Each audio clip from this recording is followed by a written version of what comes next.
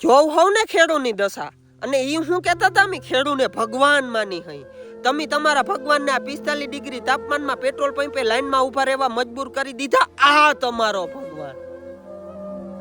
અને પાછા ઘણા વાસટિયા એમ કહે કે અમે ખેડૂ માટે આ કર્યું છે અમે ઓલું કર્યું છે ભાઈ તમે કંઈ કર્યું નથી ને તમારી અમારે જરૂર નથી પણ બસ અમારી જરૂરિયાત પૂરી કરી દો ને તો એ ઘણું છે પણ તમારાથી એ થાય એમ નથી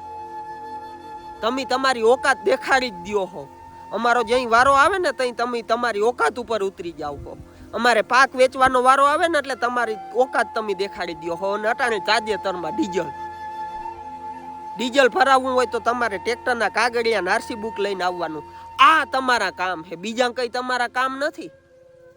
અને પાછા તમે એમ કહો હો વિડીયોમાં તમે સરકાર વિશે આમ કહો હો નોલું કહો હો ભાઈ કેવું પડે આ બધાની નજર સામે છે ને બધું પબ્લિક દેખે છે કે તમે ખેડૂત માટે હું જુલમ કરો હોવ ને એ અમે તમારા નોકર નથી અમે જગતનો તાત કહેવાના હઈ તો બસ અમે આ જગતનું પેટ ભરવા માટે નહીં કે તમારી ગુલામી કરવા માટે ખરેખર હવે આ જગતના તાતને હે ને જાગવાની જરૂર છે એક થવાની જરૂર છે એક થઈને તમે દેખાડી દો આ સરકારને